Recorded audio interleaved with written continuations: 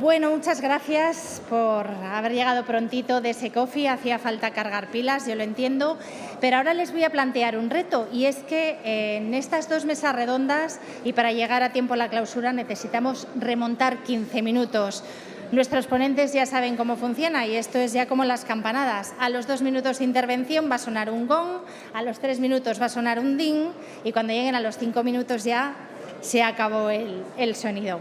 Así que nada, es la hora de hablar de los casos de buenas prácticas en Aragón, que se ha convertido en un referente en energías renovables para la industria en la región, donde el sector industrial tiene el mayor porcentaje de consumo renovable, con un 42,4% de generación renovable. Como les decía, con estos datos está claro que en esta tierra que hoy nos acoge encontraremos casos de buenas prácticas para cubrir las necesidades de la industria con energías renovables.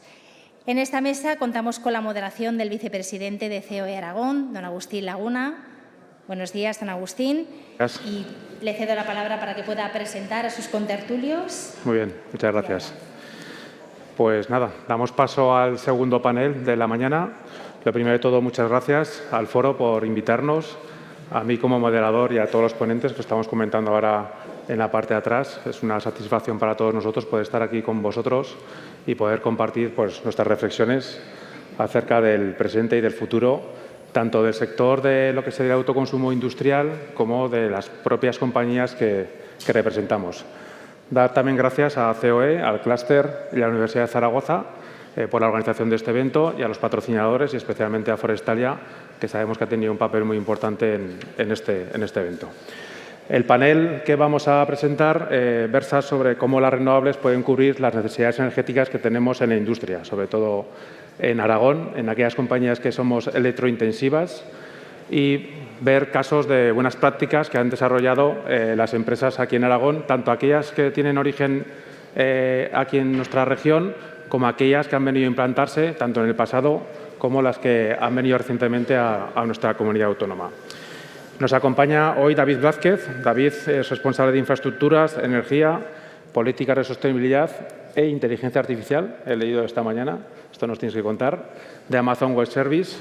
David, aparte de trabajar en Amazon, tiene una historia dilatada porque ha trabajado como asesor dentro del Congreso de los Diputados, de la Comunidad de Madrid, para Telefónica, incluso para la Organización de Naciones Unidas. Y para nosotros es una satisfacción. Ha sido profesor asociado de Harvard y nos acompaña aquí para darnos un poco su visión sobre la situación. Muchas gracias. Muy bien. Nos acompaña también Ignacio Cortés Alonso, que es responsable de electricidad renovable de Stellantis. Hola, Ignacio. Ignacio es ingeniero químico por la Universidad de Zaragoza, es un pata negra de la factoría, lleva 17 años en Figueruelas, ha tenido diversos puestos de responsabilidad, es un ejemplo de desarrollo profesional dentro de la planta y en estos momentos pues, tiene responsabilidades tan importantes como es el control y optimización del coste energético y sobre todo pues, es el responsable de la electricidad renovable de todo el grupo, y con lo cual nos va a mostrar cuáles son sus perspectivas y sus proyectos que tiene en estos momentos dentro de la planta de Figueruelas. Bienvenido.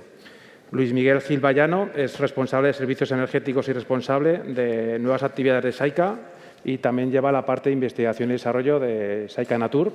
Bienvenido, Luis Miguel. Y Luis Miguel, bueno, pues es una persona importante y crucial dentro del grupo, ya que es encargado de realizar todos los estudios, la ingeniería y la implementación de la tecnología que llevan todos los procesos de descarbonización que tienen dentro de las plantas que tiene el grupo y dentro de esa filial que tiene de SAICA Natur, que cada vez es más importante dentro del plan de negocio de la compañía. Y finalmente nos acompaña también Nicolás Ramón García, que es el director de compras de material indirecto de BSH. Yo lo de material indirecto no había escuchado nunca, pero no por decir indirecto es menos importante. Y Nicolás es también ingeniero industrial por la Universidad de Zaragoza, es otro pata negra de la fábrica de Balay, de Bosch Siemens, dentro de la compañía. Ha estado trabajando en Alemania en diferentes puestos de responsabilidad y en estos momentos pues, es el responsable de la compra de la energía e instalaciones fotovoltaicas de todo el grupo. Buenos días, Nicolás. A nivel de introducción, como vamos de tiempo, solo 2 minutos. Lo que queríamos hacer un poco en el panel es trataros de demostrar cómo está el sector de autoconsumo a nivel en la comunidad autónoma y sobre todo a nivel de las compañías que representamos y de otras con las que trabajamos pues, o colaboramos a nivel empresarial. Está claro que había un cambio de paradigma. Yo creo que esto lo ha expresado tanto el presidente de la Comunidad Autónoma como el presidente de COE Aragón, Jorge y Miguel. Pero yo quiero dar dos pinceladas que creo que son importantes, que se han comentado de forma, yo creo que light, pero que es importante para mostrar cuál es la potencia que tenemos como Aragón.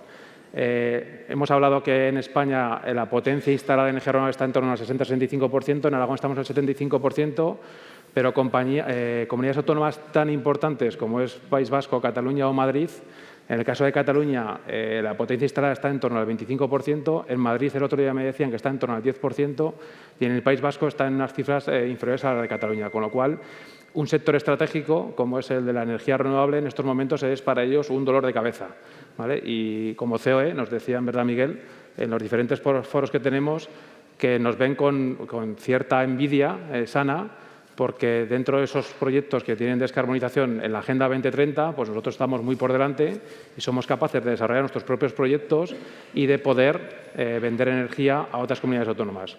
Nosotros como clúster y como COE nos queremos quitar también un poco esa sensación a lo mejor de por qué tenemos que vender energía no digo a otras comunidades autónomas, sino a otros países, ¿no? Aquí yo creo que estamos en un ejemplo de 4 compañías que son exportadoras. Amazon, cuando invierta, traer datos, pero exportará datos con la inteligencia artificial. Stellantis, obviamente, no todos los coches que fabrica Stellantis se venden en Aragón. Saika Natur es uno de los grandes exportadores que tenemos dentro de nuestra compañía y no voy a hablar de Balay y Bosch Siemens, cuando toda la parte que tiene de ellos de desarrollo de lo que son lavadoras y vitrocerámicas y todos los componentes, una gran parte son importantes. Entonces, ¿por qué no podemos vender energía? Tiene que ser compatible. Y nosotros creemos, desde nuestras organizaciones y desde nuestra empresa, que esto es lo que nos facilita esa diversificación y esa diferenciación respecto de otras comunidades autónomas y otros países. En estos momentos, esa potencia que tenemos instalada es lo que ha provocado que empresas como Microsoft o Amazon vengan a Aragón, pero sobre todo empresas que nosotros desde COE defendemos mucho a las empresas que también están aquí, pues como son Balay, como son Saika y como son Stellantis, sigan invirtiendo en Aragón porque tenemos esa capacidad de generación de energía y que ojalá vengan muchas más compañías, pero eso es compatible. Si no hubiéramos desarrollado el sector como se ha desarrollado en los últimos años por parte de todos los organismos afectados, ahora sería impensable estar pensando en que Microsoft o Amazon inviertan en Aragón o que compañías de la potencia que nos representan hoy aquí estén pensando que sus procesos de inversión hayan elegido Aragón para desarrollar sus nuevos proyectos.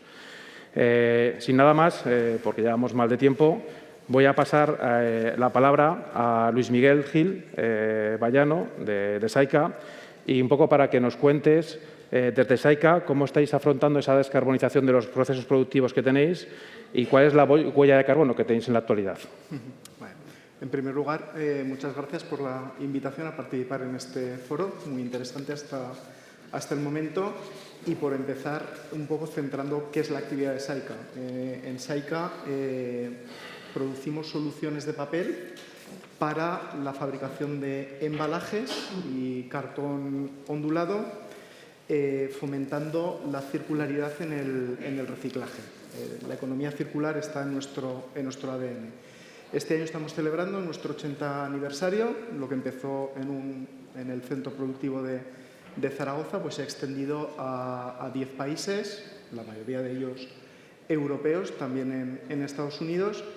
Y nuestra actividad es una actividad muy intensiva en el consumo de energía, tanto de electricidad como, sobre todo, de energía térmica. Recalco el término energía térmica, ahora veremos por qué. Y, evidentemente, en el entorno europeo en el que nos movemos, nos hemos marcado la descarbonización como un reto y, evidentemente, también como una obligación.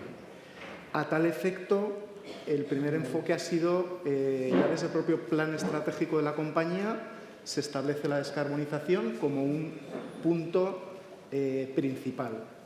A nivel interno hemos creado un grupo de trabajo multidisciplinar, un grupo de descarbonización con personal de departamentos de energía, de I+D, proyectos, medio ambiente, desde donde analizamos las tecnologías disponibles para descarbonizar nuestros procesos. A nivel de compañía, recientemente nos hemos adherido a la iniciativa Science Based Target, que fija la necesidad de definir un compromiso de descarbonización mínimo del 45% en un horizonte temporal de 10 años.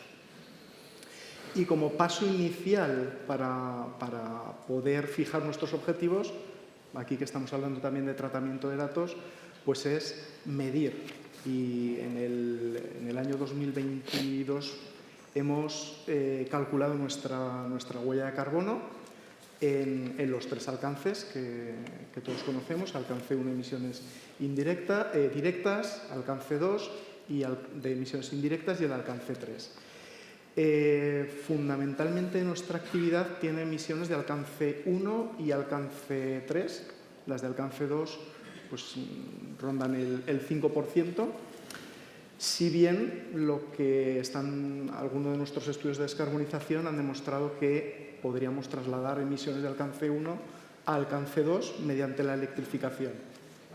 Y para ello pues, tendríamos que proceder a descarbonizar ese alcance 2 pues, con iniciativas que más o menos todos somos conscientes, pues generación renovable, fuera fotovoltaica solar, firma de PPAs. Pensamos que la descarbonización eléctrica de la electricidad del alcance 2 pues es, entre comillas, relativamente sencilla. Nuestra mayor dificultad se encuentra en la descarbonización de la energía térmica, siendo además que somos un consumidor muy intensivo. Ahora mismo esa energía térmica la satisfacemos con plantas de cogeneración que ya en su momento, a finales de los años 80, supusieron un gran avance en cuanto a eficiencia energética y a reducción de consumo de energía primaria, pero estamos convencidos de que tenemos que dar un paso más, y estamos analizando, nosotros no solos, todo el sector papelero español y europeo está analizando las tecnologías que puedan ayudar a descarbonizar la generación térmica. Todo ello en un entorno muy volátil de precios energéticos, incluso de normativa pues muy cambiante. Nos ha hecho que nos adaptemos a toda esta evolución de los precios del mercado. No hay más que ver el tobogán de precios, más bien hacia arriba, de precios energéticos que hemos vivido en el año 21 y 22, y nos hemos tenido que adaptar. Ya hemos dado pasos, como es el caso de nuestras fábricas de Francia, donde hemos implantado centrales de valorización de biomasa, de madera residual, porque hay un mercado desarrollado en Francia y nos hemos adaptado. Para nosotros el reto ha supuesto una oportunidad. Y esa variedad de países en los que estamos y esa volatilidad nos ha llevado a concluir que quizá la solución de descarbonización no sea una única, sino que sea una combinación. Pues muchas gracias, Luis Miguel. La verdad es que sois un referente en Aragón. Yo creo que desde que lanzasteis la planta de cogeneración, creo que había muchas empresas que ni se planteaban hacer ese tipo de inversiones, y desde nuestro punto de vista, en Levitec, que es la empresa donde represento y trabajo, siempre habéis sido un referente en la parte de eficiencia energética. Nicolás, en Balai, ¿cuáles son los pilares que estáis basando vuestra estrategia para conseguir esa neutralidad en emisiones de CO2? Bueno, lo primero, sumarme a los agradecimientos de todos los ponentes al foro que nos ha invitado y por brindarnos la oportunidad a BSH de estar aquí. BSH, por ubicar también un poco, pues prácticamente 1 de cada 4 electrodomésticos que se venden en España proviene de BSH. Y en España tenemos 5 centros productivos, uno en Santander, 2 en Navarra y otros 2 aquí en Zaragoza, además de diferentes almacenes de distribución. El principal está aquí en Zaragoza y hay otro en Navarra. Entonces, desde el año 2020 somos neutros en emisiones de CO2. Esto fue una estrategia de la compañía que estableció que a partir de 2020 tendríamos que tener la neutralidad en emisiones de CO2 en alcance 1 y 2 que mencionabas antes. Entonces, eso se ha conseguido básicamente en base a 4 pilares fundamentales. El primero de ellos es la eficiencia energética, que al hilo de lo que comentaba el profesor antes, de reducir la demanda. pues se lleva trabajando desde hace muchos años en mejora de eficiencia de procesos.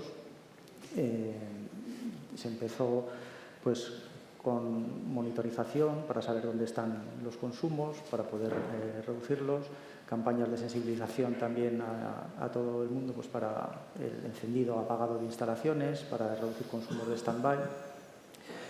Y pues bueno, ahí seguimos ahora incluyendo criterios de eficiencia energética a la hora de la compra de instalaciones y a la hora de realización de inversiones. Cuando vamos a hacer una nueva inversión, pues se tiene en cuenta la eficiencia energética de las nuevas instalaciones, siempre con el objetivo de que sean más eficientes que las anteriores a las que van a sustituir. Por otra parte, compramos energía verde desde el año 2017. Eso no se cuestiona. Pues uno de los criterios a la hora de la compra de energía es que tiene que ser energía verde, con sus certificados de garantía de origen. Y el siguiente paso que estamos acometiendo en los últimos años es el de autogeneración. Instalar plantas de fotovoltaicas para autoconsumo de nuestras instalaciones. Empezamos hace un par de años en la fábrica de aquí de Montañana, de Zaragoza, y pues vamos avanzando en el resto de fábricas y centros en los que tenemos actividad. El objetivo es pues llegar a ese 15% de autoconsumo en media, si bien pues bueno, aquí entra un poco lo que han estado comentando antes, ¿no? Que a determinadas horas pues llegamos a consumir el 50% de la energía que necesitamos, la llegamos a consumir con lo que nosotros generamos, y ahí, claro, por la noche pues no. Pero pues bueno, estas cosas del almacenamiento que se han nombrado antes pues es otro camino a explorar y a recorrer en el futuro. Y pues bueno, dentro del consumo energético que tenemos, una parte importante también es consumo de gas, que de momento no somos capaces de... Pues tratamos de electrificar aquello que se puede electrificar o reducir los consumos, pero hay parte de las emisiones que todavía no hemos sido capaces de eliminar. Entonces, para llegar a esa neutralidad, lo que estamos haciendo es hacer compensación de emisiones, pues comprando compensación de emisiones a empresas que luego invierten en proyectos de descarbonización. El año pasado pues, hubo unas emisiones del orden de 7.000 toneladas de CO2 equivalente y se compraron derechos de compensación por unos 10.000 toneladas equivalentes. Dentro de estas emisiones de CO2, parte viene de proyectos de combustión, procesos que necesitan la combustión, y parte también de la flota propia que tenemos. Pues tenemos también una red de servicio de atención al usuario, pues que va por todas las ciudades con sus furgonetas para reparar cuando es necesario. Estamos en un proceso de electrificación de toda esta flota en línea con la neutralidad en emisiones. Muy bien, pues muchas gracias y también enhorabuena por todas las medidas que habéis adoptado y que estáis desarrollando. Ignacio, Stellantis. Como decía antes, en estos momentos, a nivel macro, 10 empresas aragonesas consumen el 25% de lo que sería el consumo energético que hay en la Comunidad Autónoma de Aragón, y sumarían el 50% si solo fuera el consumo industrial.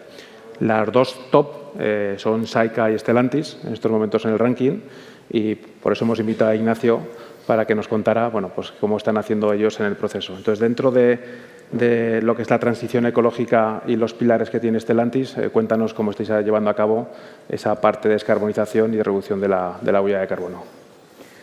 Muy bien, pues nuestro plan de descarbonización emana del Green Deal, del compromiso de neutralidad climática de la Unión Europea, de neutralidad climática en 2050. Y nosotros lo hemos llevado 12 años adelante al 2038. Pero para alcanzar esa neutralidad climática, nosotros lógicamente tenemos que trabajar en una parte importante de nuestras emisiones, que son el producto. El transporte por carretera representa el 20% de las emisiones de CO2. Y para ello pues también alineados con la Unión Europea, nuestra elección ha sido el vehículo eléctrico. En 2030 el 100% de los vehículos que venderemos en Europa serán eléctricos y el 50% de los que venderemos en Norteamérica, que es nuestro otro principal mercado, serán eléctricos también. Y el otro pilar en el que tenemos que trabajar es en el propio proceso productivo, lógicamente. Entonces, para eso nuestro objetivo es también la neutralidad climática en 2038, pero para eso nos marcamos una serie de hitos en ese camino. Y el primero es en 2025, tomando como referencia 2021, reducir el 50% el consumo de energía, que es lo primero que hay que atacar, evidentemente. En segundo lugar, la descarbonización también, 50% respecto a las emisiones de 2021. Y en tercer lugar, autonomía energética, que viene a ser el autoconsumo, respecto a nuestro total de energía en 2025. ¿Vale? Y en este último pilar, bueno, pues tenemos que trabajar en nuestro consumo energético, que es mitad eléctrico, mitad térmico. Para el eléctrico, bueno, no es ningún secreto, ya lo hemos dicho durante el foro, Aragón es un emplazamiento privilegiado, tenemos recurso solar y tenemos recurso eólico y somos posiblemente de todas las fábricas del grupo la que más fácil lo tiene para conseguir este objetivo, la parte eléctrica, mediante autoconsumo fotovoltaico, autoconsumo eólico y para cerrar el círculo, como ya se ha comentado, el almacenamiento. Y por otro lado, el reto es, obviamente, la descarbonización de la demanda térmica.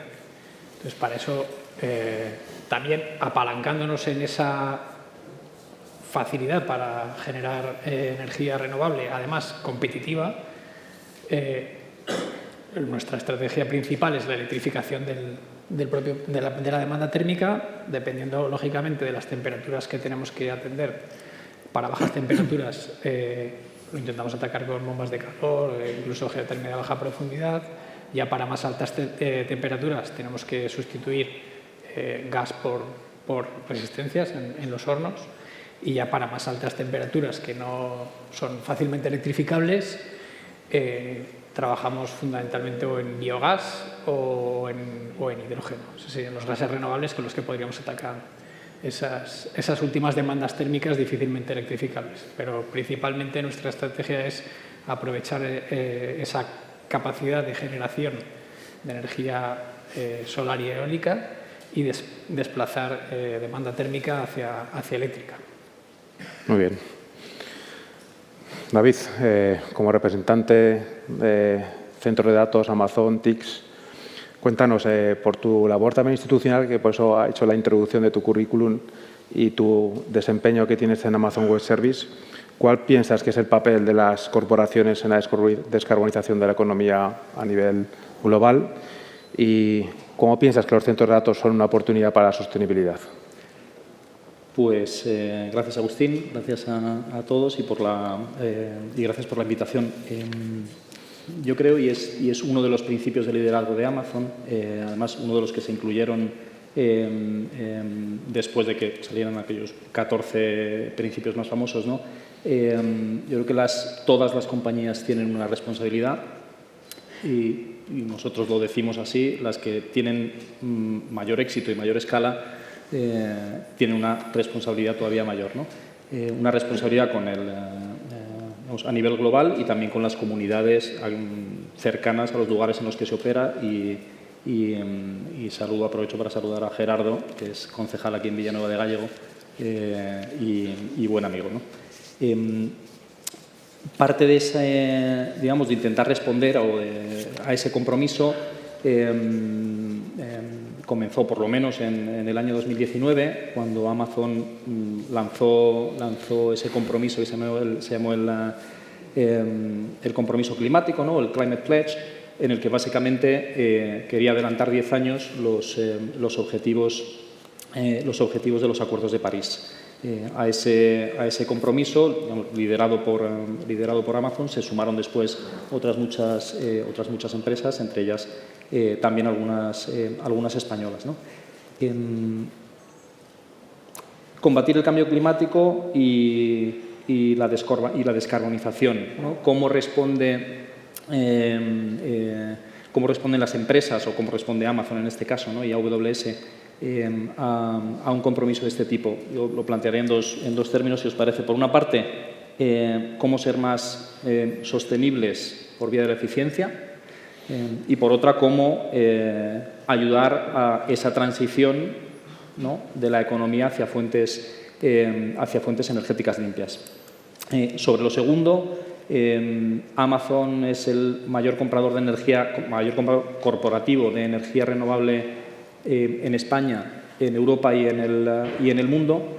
Y en este momento, a nivel global, porque además las cifras van cambiando, pero a nivel global tenemos 479 proyectos y generamos 71.900 gigavatios hora. Eso es aproximadamente unos 7 millones de hogares en Estados Unidos. A nivel europeo tenemos una capacidad de en torno a los 6 gigavatios, 5,8 en concreto, capaz de alimentar a 5 millones de hogares. Y en España, donde creo que, bueno, pues por razones obvias tenemos una presencia importante en este sentido, después del último de los anuncios hemos alcanzado una capacidad de 2,3 gigas y números, bueno, pues de inversión de 670 millones o de impacto en PIB de 243, ¿no?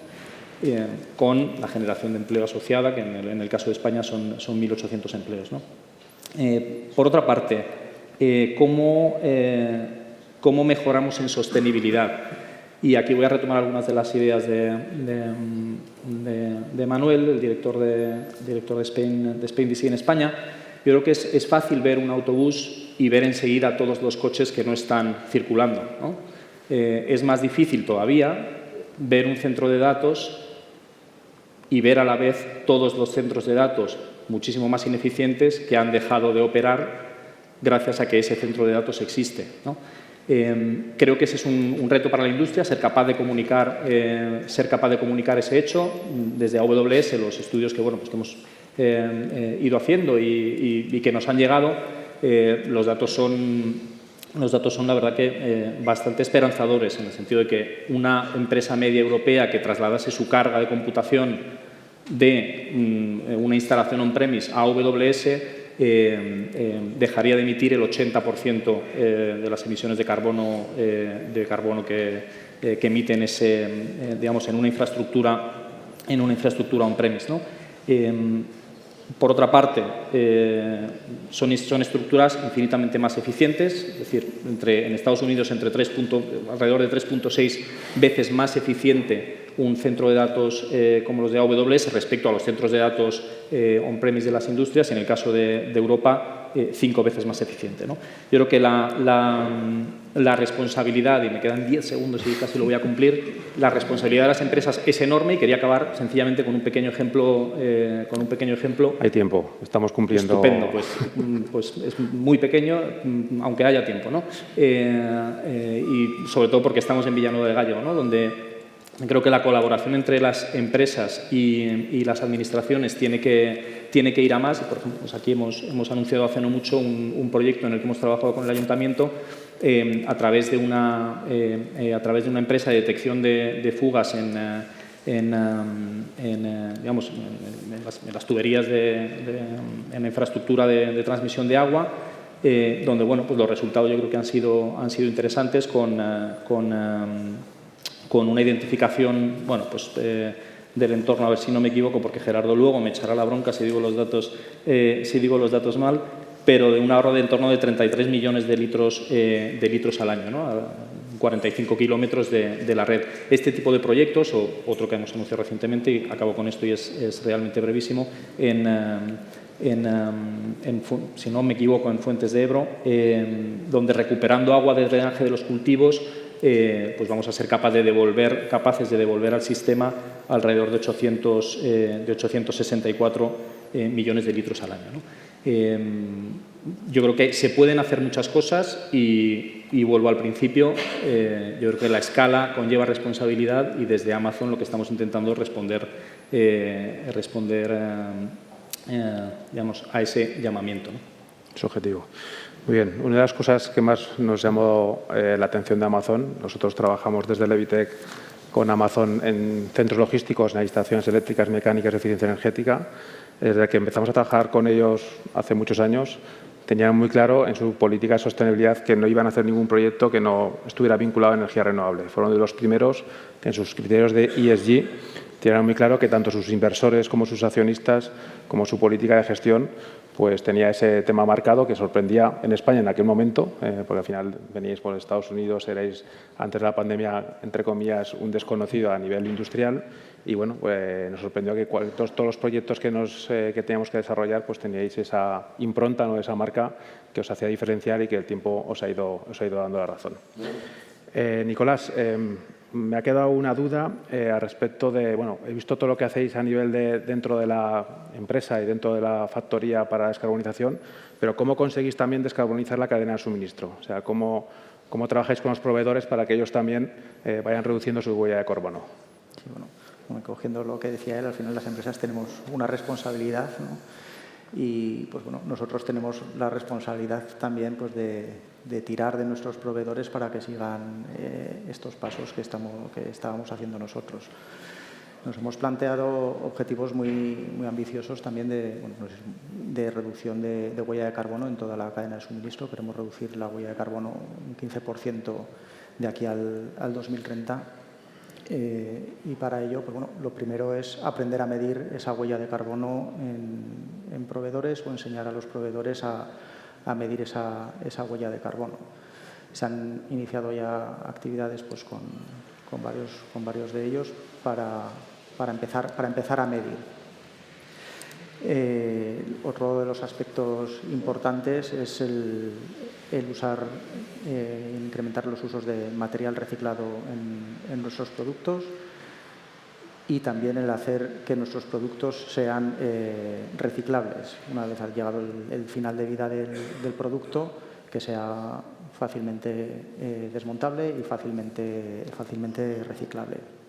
Entonces, pero bueno, básicamente con esos tres aspectos y invitar a nuestros proveedores y acompañarles para que sigan ese camino que hemos emprendido nosotros de eficiencia energética y reducción de las huellas de CO2.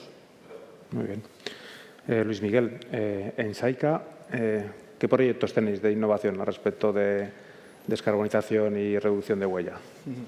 Bueno, en Saica estamos convencidos de que la I+D+I de siempre nos aporta ventajas competitivas y en su momento desarrollamos modelos numéricos para predecir el comportamiento de las cajas de cartón, por poner un ejemplo, lo que nos ha conducido pues, a reducción en el consumo de materias primas y por ende pues, consumo de energía, ¿no?, en los procesos de fabricación. También creemos en todo el tema de la digitalización, la toma de datos para actuar rápidamente y mejorar comportamientos que al final pues, conduce a lo mismo, ¿no?, a reducir el consumo de materias primas y de energía. Hemos aplicado también pues, análisis de flujos de calentamiento y enfriamiento de determinadas instalaciones de la fábrica, análisis numéricos que nos han permitido identificar posibilidades de mejora y inversiones y desarrollar inversiones pues, de unos cuantos cientos de miles de euros que hemos recuperado en plazos pues, muy cortos, ¿no?, de meses. Y luego, en todo este mundo en el que nos movemos ahora, pues estamos también analizando tecnologías disruptivas en los procesos de fabricación de papel, algo que rompa totalmente con los modelos actuales y sobre todo una visión, un análisis muy detallado de tecnologías innovadoras de descarbonización, pues desde el hidrógeno a bombas de calor, como han mencionado los compañeros, almacenamiento térmico, todo este tipo de tecnologías que parecen prometedoras, pero no en el corto plazo. Luis Miguel, como pioneros que os catalogamos en I+D+I en la parte de energía, por todo lo que hemos ido viendo en vuestro desarrollo, ¿Cuál es vuestro presupuesto que tenéis actualmente en I+D+I, en Saica?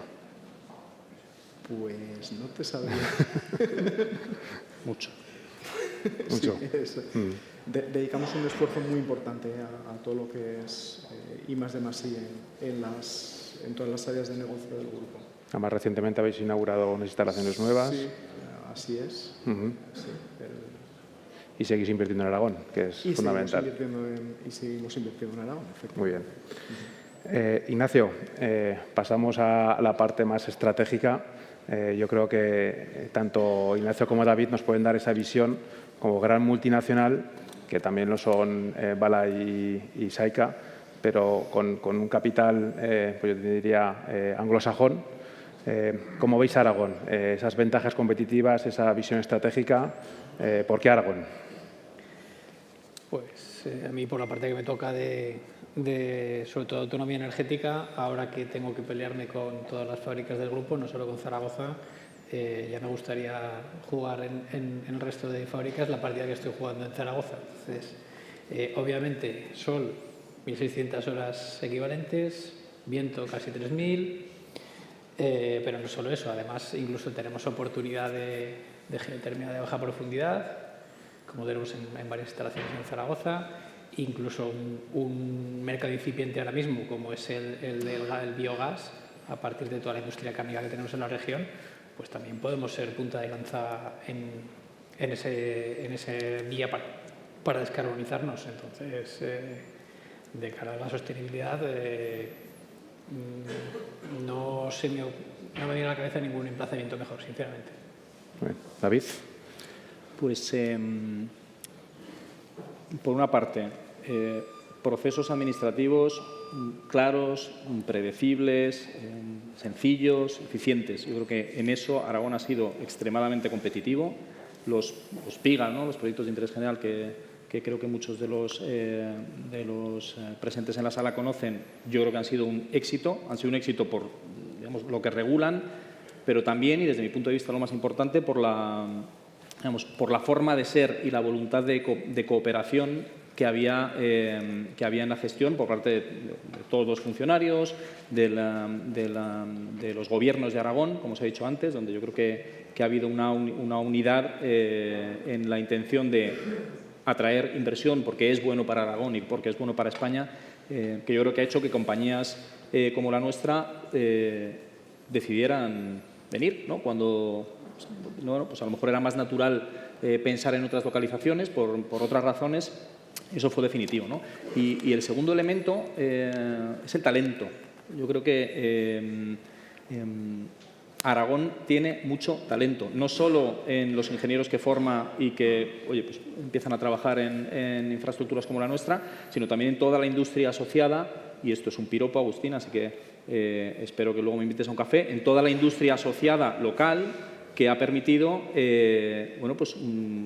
tener mucha seguridad respecto de lo que se iba a hacer y de lo que se estaba haciendo. Yo creo que eso también es un éxito de Aragón y de sus empresas y, por tanto, de la COE, a quien no había saludado y me lo van a fear después. Así que aprovecho para saludar. Y el último elemento, yo creo que la energía, desde el punto de vista de la posibilidad de acceso, pero también, desde el punto de vista energético, la estabilidad de la red en España, yo creo que es un éxito y hay seguramente muchas cosas que mejorar todavía, pero es una red estable respecto a las redes de transporte en otros mercados y evidentemente, el componente dentro del mix de energías renovables que hace, yo creo que infinitamente además también más eficiente acercar, como se ha dicho ya varias veces, el consumo a la generación. Yo creo que es un caso claramente de éxito y estamos encantados como compañía pues haber sido dentro de nuestra industria los primeros en verlo y encantados de que eso haya servido además para que Aragón crezca, para que haya más industria del mundo del cloud y de los centros de datos que haya decidido instalarse, porque creo que es un éxito para todos. Muy bien, pues muchas gracias a los cuatro. Yo creo que son 4 ejemplos fundamentales del éxito de la colaboración público-privada. Como decía David, aparte de que tenemos el recurso, necesitamos también las administraciones para que nos apoyen en todo el tema de tramitaciones y que todos estos proyectos que tienen muchas compañías puedan ver la luz aquí en Aragón. Nosotros, a ver, lo comentábamos antes en la previa, no conocemos todavía ningún proyecto en Aragón que no haya venido porque falta energía, con lo cual nos tenemos que quitar ese miedo. Y, desde nuestro punto de vista, pues creo que ha quedado claro que somos una comunidad autónoma pionera y disruptiva en temas de eficiencia energética, en temas de autoconsumo industrial y en temas de generación de energía renovable. Muchas gracias.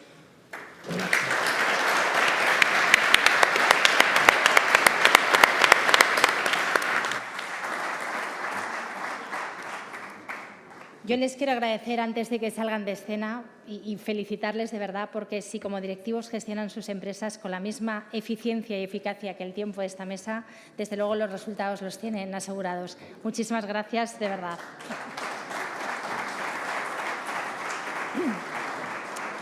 Bueno, mientras mis compañeros van microfonando la siguiente presentación y cambiamos la escena, ahora de lo que nos toca hablar es, bueno, pues trascender lo que es Aragón. Ya hemos visto todo el potencial que tiene en producción y en consumo de energías renovables, y vamos a empezar a hablar de lo que es un reto global para el mundo, esta necesaria transición energética. Parece claro que la forma en la que accederemos y utilizaremos la energía pues va a marcar la evolución de la industria, no solamente de las de datos, de las que estamos aquí hablando y en las que ponemos el foco, en Aragón, en España y en todo el mundo, porque la transición energética, desde luego, es un reto global. En esta mesa ya tenemos, para que ustedes también se posicionen, solamente 4 minutos y 10 segundos de retraso, así que hemos recuperado mucho. Vamos a contar con una mesa de excepción. Vamos a tener para moderarla a doña María López Palacín, que es gerente del Grupo López Soriano, y para hablarnos de ese mundo ante la transición energética estarán con nosotros Ingo Stender, que es ministro consejero de la Embajada de la República Federal de Alemania en España, doña Yolanda García Mezquita, que es jefe de unidad de la TF2, de la Dirección General de Energía de la Comisión Europea, la que tendremos en breve en remoto, y al analista Javier Santa Cruz. Todos abordarán el mismo tema, la industria ante la transición ecológica y, bueno, pues ese reto global que tenemos todos. Yo espero que también sepan gestionar con eficacia el tiempo para llegar a la clausura a tiempo y, bueno, pues no hacer esperar a las autoridades, que son las que nos marcan un poquito la pauta. Así que les pido un fuerte aplauso para que nuestros invitados entiendan que es su momento y que podamos empezar cuanto antes. Muchas gracias.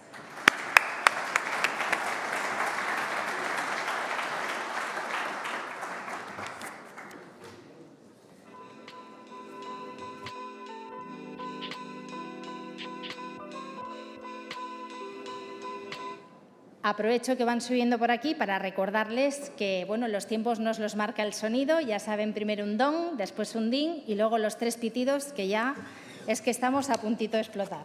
Adelante, por favor.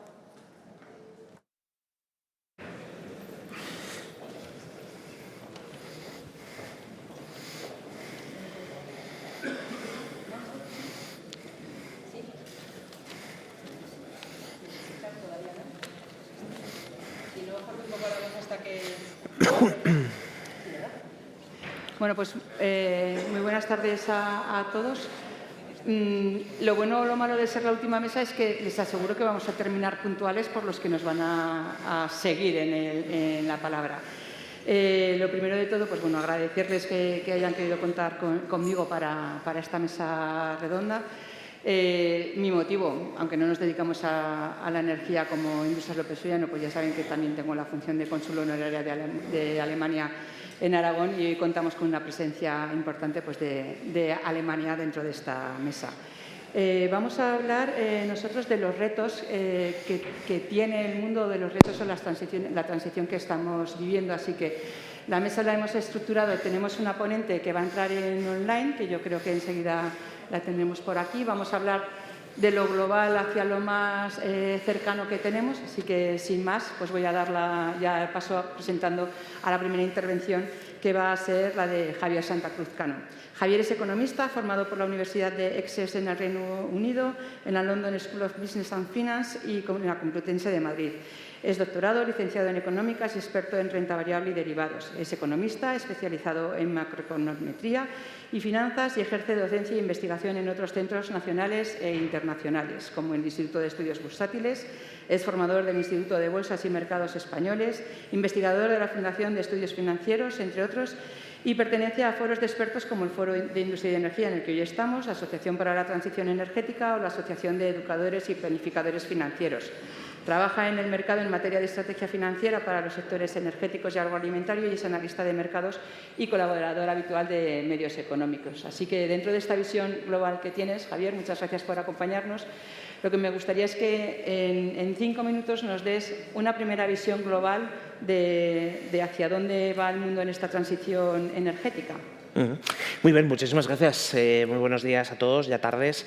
De hecho, voy a utilizar menos tiempo para poder coger y para poder tener unos minutos adicionales al final y poder comentar alguna cuestión más con los compañeros con los que comparto mesa.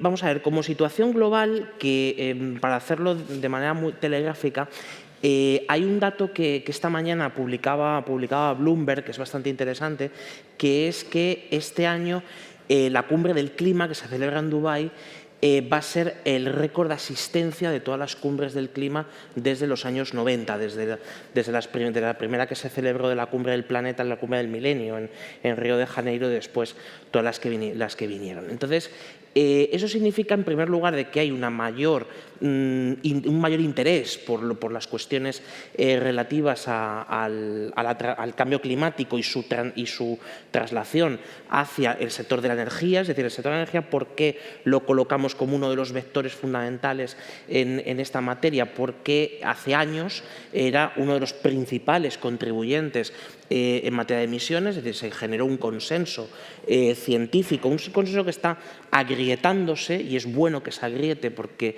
hay que discutir muchas cosas y ciertos estigmas que se han ido creando a lo largo de los años, como por ejemplo la absoluta demonización del CO2, el decir que tenemos que lograr las emisiones netas, pero tampoco hemos hecho un balance de cuáles son las concentraciones incluso de gases que se necesitan para poder mantener la vida humana, como es el caso del CO2. Entonces, estas cuestiones nos llevan a una política energética y a centrar los esfuerzos primero en energía y después en otros segmentos económicos, y evidentemente el reverso de esa moneda de la energía es la industria, y por tanto la industria también como gran consumidor de energía, pero al mismo tiempo como productor. Entonces, esas son un poco las dos cosas donde pensamos que tiene todo el sentido, que tiene todo el futuro, y todo lo que hemos hablado en toda la mañana de qué infraestructuras necesitamos, la cuestión del almacenamiento y, por tanto, hacer gestionables las energías renovables, el papel de otras fuentes de energía, es decir, no estamos para permitirnos ciertos lujos, y menos aún cuando estamos tratando con la cuenta de resultados de una parte sustancial del país. De hecho, en el caso en el que estamos en Aragón, ser el 20% del PIB el sector industrial, con lo cual menos bromas y pocas bromas, más todavía aún en el caso que tenemos aquí, y por tanto ahí es donde se generan luego las diferentes traslaciones a otros sectores, como es el caso del transporte, que es el siguiente que va a ir entrando en el mecanismo de hechos de emisión a nivel europeo. Ya entra el transporte aéreo, el transporte marítimo también está al caer, y luego probablemente será el resto del transporte, y después el sector de la construcción, es decir, también calificado y, digamos, medidas sus emisiones. Por tanto, todo lo que se hace se ha hecho un esfuerzo enorme, una cantidad de miles de millones de euros en los últimos años invirtiendo en la reconversión y en la descarbonización de los sectores económicos, pero empezando por la energía y por la industria, y por tanto ahora ha llegado el momento de primero replantearse ciertas cosas, es decir, hay que ser muy cuidadosos según qué elementos que tenemos que ver a futuro, y por ejemplo uno de los elementos donde Europa ha perdido una enorme competitividad con respecto a otros lugares, como es el caso de Estados Unidos o como es el caso de China. Y por tanto tenemos en cierta manera que hacer algunas relecturas de lo que se ha hecho en estos últimos años, y por tanto para tener muy presente cuál es el papel, como lo que hemos dicho al principio, de la gestión energética de la industria, que es el leitmotiv de esta jornada, y dentro de eso cuál es la pieza, cuál es el terreno de juego que la industria puede tener y, por tanto, que no ser, digamos, un actor pasivo, sino ser un actor fundamentalmente activo. Pues muchas gracias, Javier. Creo que tenemos a Yolanda, que ha entrado en videoconferencia. Bueno, Yolanda García Mezquita es doctora en Ciencias Económicas por la Universidad Autónoma de Madrid. Ha trabajado en la Comisión Nacional de Energía en Madrid desde el 2001 a 2009 como analista económico en temas de regulación y competencia en los sectores de la electricidad y del gas. Y desde mayo de 2009 trabaja en la Dirección General de Energía de la Comisión Europea en Bruselas. Actualmente es jefa de la Unidad de Relaciones con los Estados miembros y países vecinos. Y te pediría, Yolanda, pues lo mismo, los 5 minutos como tus compañeros, y en este caso que nos des esa primera visión global de lo que pasa en la Unión Europea o de la situación en la Unión Europea. Muchas gracias, María. Buenas tardes a todos. Espero que me oigáis bien, me veáis bien. Bueno, yo creo que voy a entrar directamente de lleno a la necesidad de la transición energética. Como ha dicho Javier, hay una voluntad política, pero no solo es una voluntad política de que tenemos que hacer una transición energética. Es además obligatorio, porque tenemos una ley del clima que es obligatoria en la Unión Europea, que nos pondrá en el 2050 como el primer continente climáticamente neutro. Eso significa que el camino hacia la descarbonización de nuestras economías pasa por cambiar nuestro sistema energético, la manera de producir, la manera de transportar, la manera de consumir energía. Porque el 75% de las emisiones de efecto invernadero provienen bien de la producción, vienen del consumo de energía. Con lo cual, claramente esa es la dirección de viaje, que ya estaba muy clara por la ley del clima, pero que llegar hasta el 2050 queda lejos, de tal manera que tenemos objetivos para el 2030. El 2030 es alcanzar al mínimo, como mínimo, descarbonizar un 55% el nivel de emisiones para el 2050 comparado con el 1990. Estábamos en eso y la Comisión preparó un paquete que se llama Fit for 55, es decir, qué instrumentos tienen los Estados miembros para alcanzar este objetivo de reducciones. Bueno, objetivo de reducciones que viene asociado con objetivos de renovables. Hay que desarrollar energías renovables con un objetivo vinculante que ahora ya está fijado en el 42,5% de nuestro mix energético para el 2030. De nuevo, no es un mejor deseo, es que es ley. Y segundo, hay que ahorrar energía, es ahorro, eficiencia energética. La palabra es eficiencia energética. Producir más o lo mismo con la misma cantidad de energía. Y yo creo que esto se ha dicho a lo largo de toda la mañana y es muy importante, la eficiencia energética, con un objetivo que también es vinculante para el 2030. Con lo cual, la dirección de viaje ya estaba clara, pero en febrero del 2022 se acelera mucho más la necesidad de descarbonizar y de reducir nuestra dependencia de combustibles fósiles. Y lo que cambia es el uso geoestratégico de la energía por parte de Rusia, que era el mayor suministrador de energía a la Unión Europea. Más del 45% del gas que consumía la Unión Europea venía de Rusia. Y en el año 2021, pero principalmente desde febrero del 2022, con la invasión de Ucrania por parte de Rusia, se pone de manifiesto de nuevo que tenemos que aumentar nuestra autonomía estratégica. De lo contrario, estamos en manos de una gran volatilidad, como así han experimentado los mercados del gas y de la electricidad este último año y medio, porque no tenemos gas en la Unión Europea. Es decir, dependemos de un mercado global de combustibles fósiles. Con lo cual, si transicionar hacia eficiencia energética, desarrollo de renovables, ya estaba claro, se acentúa aún más en el 2022. ¿Qué estamos haciendo ahora? Bueno, pues por supuesto hemos aumentado estos objetivos de eficiencia energética y, sobre todo, hay un estímulo mayor a desarrollar las energías renovables. Javier lo ha mencionado, energías renovables que pasan por la solar fotovoltaica, la eólica, pero también otras tecnologías como desarrollo de gases renovables, biogás, biometano, hidrógeno renovable, que nos ayudarán a descarbonizar cierta industria que no puede ser descarbonizada a través de la electricidad, a través de la electrificación. Estamos hablando de grandes cementeras, industrias de fertilizantes, las azulejeras. Es decir, hay que apostar por un amplio abanico de tecnologías renovables. Pero además hay que industrializar Europa con estas tecnologías verdes que llamamos net zero, de tecnologías de cero emisiones. ¿Por qué? Porque nos hemos dado cuenta que también hay que industrializar Europa. De ahí que ha lanzado la Unión Europea el Plan Industrial Verde. ¿Por qué? Porque desarrollar la industria de las tecnologías limpias en Europa va a revertir ¿en qué? En el liderazgo industrial de la Unión Europea, va a revertir en el crecimiento económico y va a contribuir al empleo. Con lo cual, claramente, la dirección de viaje pasa por estas tecnologías limpias. ¿Por qué? Y también Javier lo ha dicho, competitividad. En estos últimos meses, con estos precios tan volátiles y tan locos que jamás habíamos experimentado, ha supuesto un daño enorme para la competitividad de la Unión Europea, para las industrias que compiten en mercados internacionales, para las industrias que compiten en el mercado nacional europeo, porque claramente los precios se han disparado a unos récords tremendos. Pero también lo ha hecho para el consumidor doméstico, con lo cual la competitividad de la Unión Europea pasa también por el desarrollo y la transición energética. Voy a ir acabando también dando esta visión de cómo desarrollar esta estrategia y, sobre todo, que quede... En un minuto, Yolanda. En un minuto, que ya te has comido los 5. Así que tienes un minuto si quieres, rápidamente. Pues ya acabo. Todo lo que se hace tiene que hacerse, por supuesto, en clave europea, pero la clave europea es clave nacional, clave regional, clave local. Con lo cual, la cooperación a través de todas las instituciones es clave para alcanzar este gran reto que tenemos delante de nosotros. Muchísimas gracias. Muchas gracias. Ahora tenemos la segunda ronda con ella. La idea es poder escucharles a todos varias veces a lo largo de esta mesa redonda. Por eso intentamos ser tajantes. Y bueno, nuestro tercer invitado en la mesa es Ingo Stender. Ingo es el actual ministro de Economía de la Embajada Alemana en España. Lleva en el cargo desde agosto, así que está recién llegado. Es la primera vez que viene a Zaragoza. Herzlich willkommen.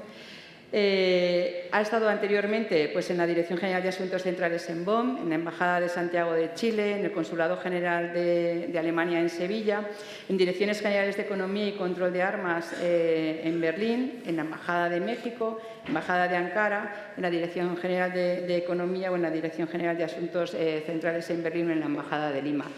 Esta vida diplomática que lleva por todo el mundo, al final lo que le está también es una visión muy importante de lo que sucede a lo largo del mundo, ¿no? Y en distintos sitios, pero para nosotros, para los españoles, siempre es un referente saber qué sucede en Alemania y a pesar de todo ese bagaje que tiene por todo el mundo, estamos muy interesados en saber cómo está afrontando Alemania esta transición energética. Pues muchísimas gracias, María. Muchas palabras positivas, demasiadas tal vez, pero lo que quiero decir es que mi camino profesional finalmente me llevó a Madrid, a España, y eso me deja muy contento. Gracias por invitarme, por tenerme aquí y felicidades por la organización. Es muy importante y temáticas muy importantes. Y agradezco poder aportar aquí una visión, una opinión alemana referente a los temas muy pertinentes, industria, energía. Actualmente España tiene la presidencia rotativa de la Unión Europea y uno de los objetivos de España fue reindustrializar Europa. Es algo muy importante y la industria tiene para todos nosotros, los socios europeos, mucha relevancia, también para Alemania, donde nosotros en Alemania el sector industrial equivale al 27% del Producto Interior Bruto alemán.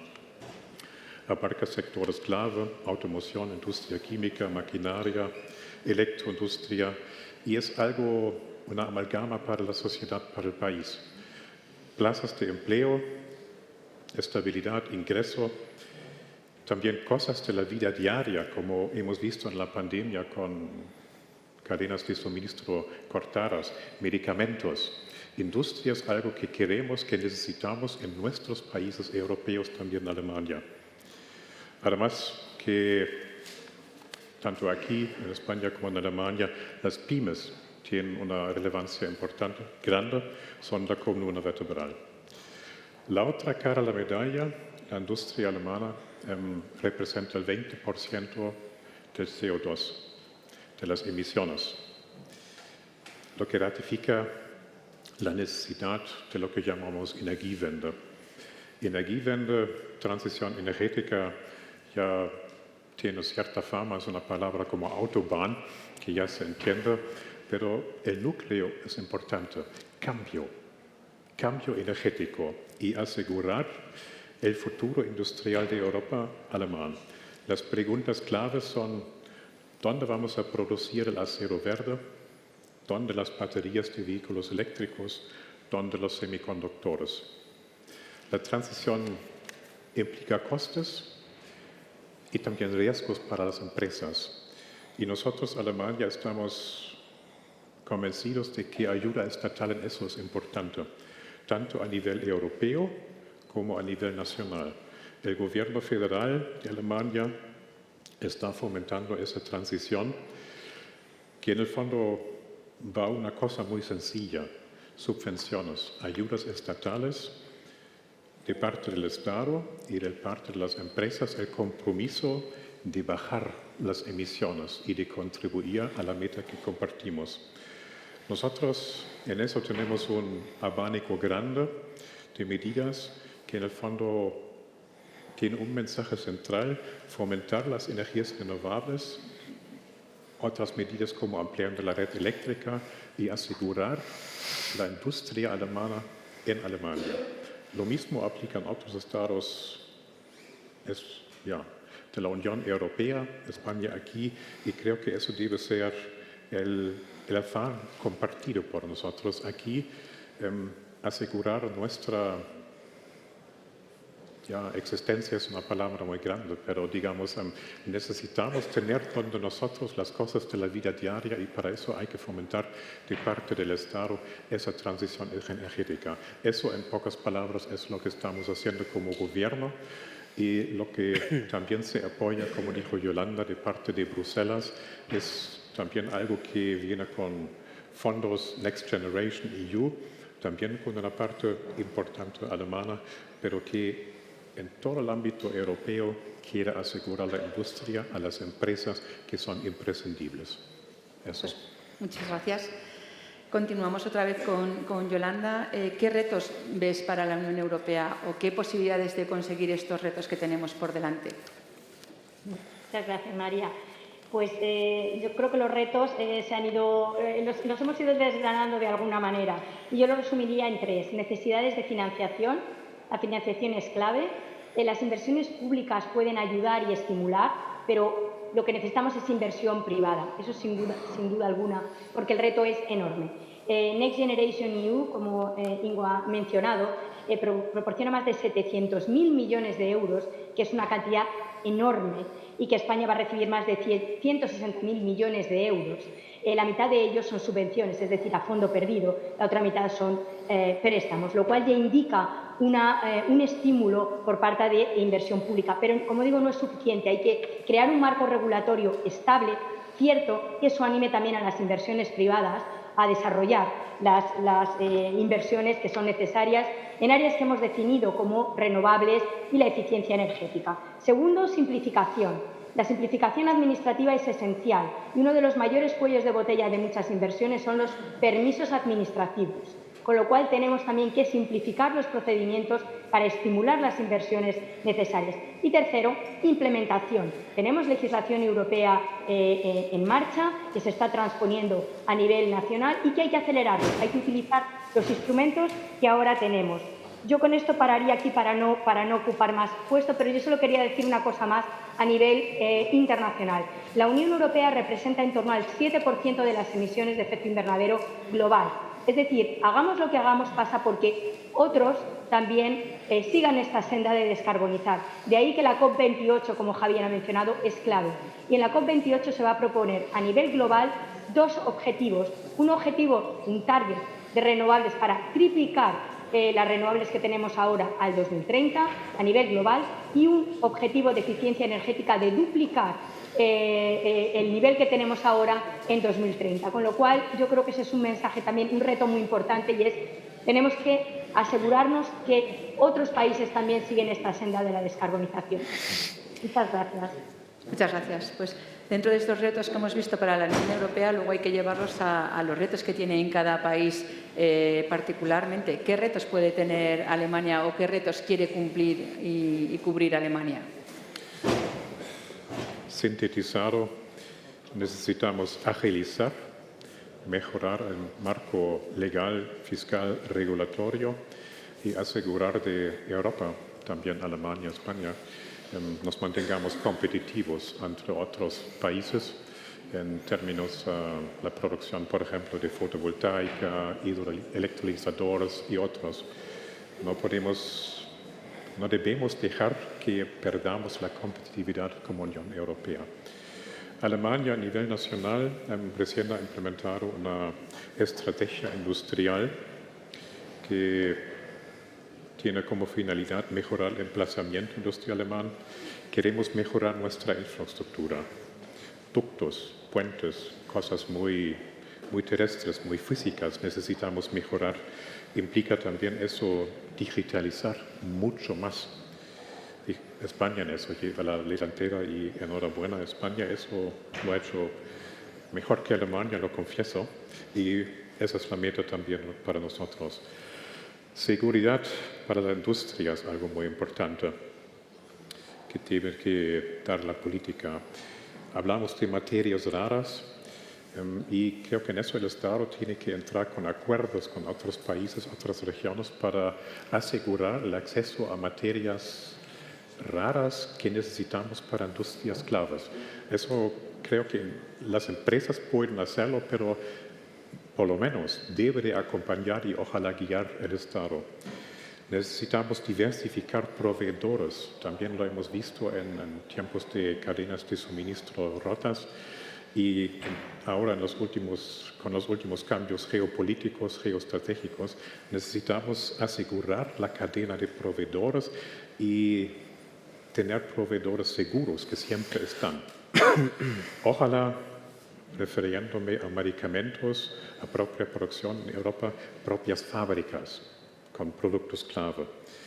Necesitamos renovación sostenible, ver la industria, hidrógeno hemos hablado aquí, otra vez ductos necesitamos, en eso el Estado también tiene un rol de incentivar.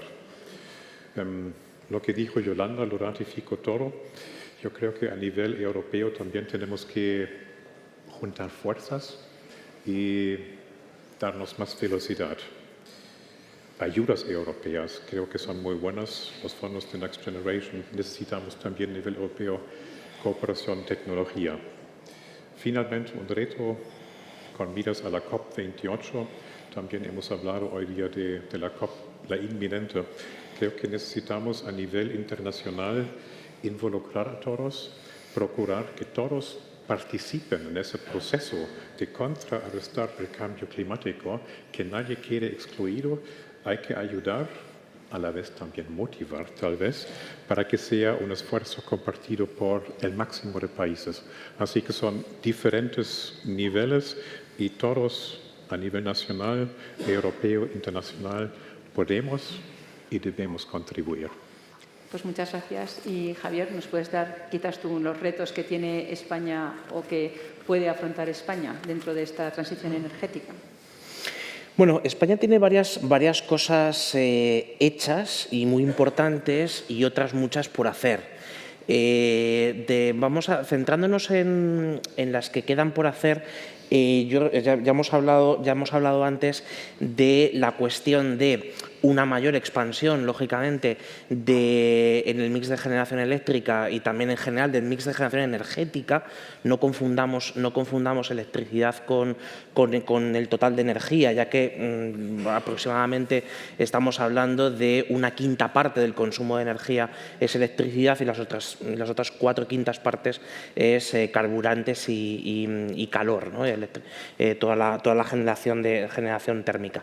En ese sentido, hay un elemento que, varios elementos me preocupan, ¿no? Pero dentro de lo que es la parte eléctrica, ¿vale? O sea, si dividimos electricidad y el resto de energías, en la parte eléctrica ponemos mucho énfasis, y es bueno ponerlo, en la expansión de renovables. Pero el problema es que la expansión de renovables, por ejemplo, ya a día de hoy, nos está generando un beneficio y un perjuicio.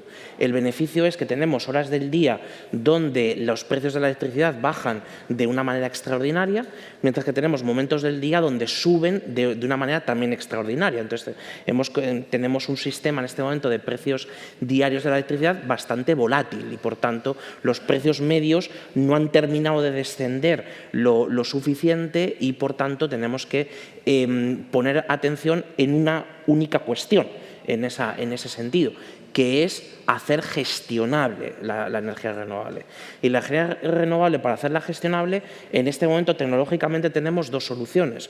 Una es la hidroeléctrica reversible, es decir, utilizar la gran potencia instalada que tiene España desde hace muchísimos años, desde hace décadas, incluso alguna desde hace más de un siglo, de pantanos, de almacenamiento de agua y, por tanto, también para poder coger y para poder gestionar también de mejor manera el ciclo integral del agua.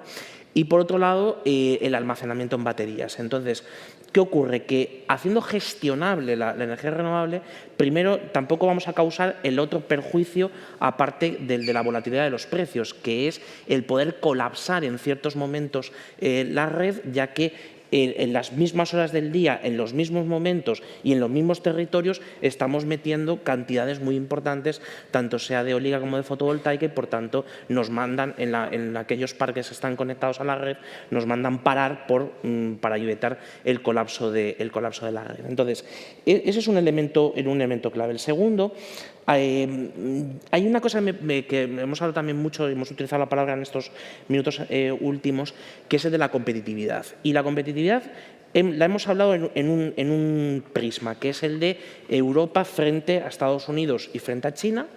Europa, de hecho, intenta responder de alguna manera a la famosa Inflation Reduction Act, ¿no? a las medidas de subvenciones y además de un paquete inversor gigantesco del gobierno americano para impulsar la transición energética, obviamente a costa de la competitividad de los productos y servicios de otros países, como es el caso, por ejemplo, de la Unión Europea. Entonces, Europa se plantea hacer su propia Inflation Reduction Act, pero, ojo con esto, aquí es donde viene para mí uno de los problemas fundamentales que tenemos en este momento, que es, nos fijamos en la competitividad del bloque europeo frente a Estados Unidos y frente a China, pero no nos estamos fijando en la competitividad de España con respecto al resto de países europeos. Porque si hay una cosa que todavía, casi 4 años después de que se iniciara la pandemia, no se ha recuperado los mecanismos de competencia y especialmente los mecanismos de ayudas de Estado. Y en este momento hay países que tienen la capacidad presupuestaria, la capacidad financiera y la capacidad empresarial del sector público y del sector privado para meter cantidades ingentes de dinero para hacer subvenciones. Pero hay otros países que no pueden hacer lo mismo. Y entonces nosotros estamos en desventaja competitiva desde el punto de vista financiero con respecto a otros países europeos que sí lo están haciendo. La Comisión Europea se lo autoriza, bueno, realmente no dice nada porque en realidad el mecanismo de ayudas de Estado sigue estando suspendido en la práctica. Con lo cual, además de recuperar el mecanismo de estabilidad, es decir, las reglas del Pacto de Estabilidad y Crecimiento, hay que recuperar también las reglas de ayudas de Estado, porque si no lo que estamos haciendo es cargarnos el mercado común europeo, es decir, que es lo que hemos hecho en los últimos 4 años, 3 años ya y medio largos. Bien, por tanto, eso es una cuestión empresarial de primer orden para España, no solo ya para el sector eléctrico y en general para el sector energético, sino especialmente para todo el sector industrial. Luego, con respecto a las alternativas, a otras fuentes alternativas, me preocupa la cuestión de intentar, es algo que España ha hecho recurrentemente a lo largo de los años en materia de política energética, que era ir por delante de la curva de aprendizaje de ciertas tecnologías. Ya nos pasó en los años 2005, 2007, todos recordaremos, pero en esta ocasión lo queremos hacer con el famoso hidrógeno verde. El hidrógeno verde, a poco que refresquemos un poco los conocimientos de química, tanto sea en el colegio, instituto o incluso en la universidad, los que sean ingenieros o los que sean de carreras técnicas, lo que sabemos es que el hidrógeno verde es una molécula tan extraordinariamente volátil que eso, transportarlo a día de hoy es imposible. Tiene que ir mezclado. ¿Y mezclado con qué cosas? Y ahí es donde está la batalla de con qué mezclamos cómo enriquecemos la mezcla para que eso pueda ser transportable, se pueda convertir en un vector de descarbonización, por ejemplo, de industrias que son intensivas en gas, intensivas en quema de combustibles fósiles, y por lo tanto ese es el objetivo que tenemos que cumplir. Pero hay que hacerlo de manera muy realista, es decir, no nos podemos jugar la cuenta de resultados de la mayor parte del sector empresarial en este país con tal de conseguir un objetivo, por muy loable que sea, porque obviamente nosotros somos, digamos, una mota de polvo en medio de un mundo donde, de nuevo, China y sobre todo la India, por ejemplo, llegará de nuevo en la COP28 y dirá que necesita no el año 2070 para descarbonizarse, necesita el año 2080. Llegará China y dirá que, por supuesto, esto no va con ellos. Es decir, que estamos haciendo un esfuerzo que tenemos que medir hasta qué punto podemos hacerlo de verdad en condiciones. Y ya por último, la otra cuestión, y muy breve… 30 segundos. 30 segundos. La otra cuestión que hablábamos del marco regulatorio es muy importante, pero es que en el marco regulatorio hay cosas, por ejemplo, ahora en estos próximos meses, las medidas que se tomaron para intentar mitigar el impacto de la inflación. Esto, en el caso, por ejemplo, de la industria, la mayor parte de estas cosas no han terminado de calar y lo que estamos haciendo es recargar todavía más el coste por producto, por unidad de producto, más que intentar tomar medidas que puedan descargar a la industria española y en general a los sectores económicos en España para que no estemos en desventaja clara ya desde el punto de vista de costes con respecto al resto de Europa. Bueno, pues muchísimas gracias a los tres por vuestras aportaciones. Yo, aunque haya venido a moderar, no me puedo resistir a invitarte que vengas en otra visita para conocer todo lo que se está haciendo en la Fundación del Hidrógeno en Aragón, porque en esta tierra de momento nos lo creemos. Y quizás para próximos foros igual podríamos hablar también del reciclaje de todo lo que genera energía verde. Comprenderán que dedicándome a lo que me dedico les tenía que dejar eso pendiente. Así que muchísimas gracias a todos y ya vamos a proceder a la clausura, creo.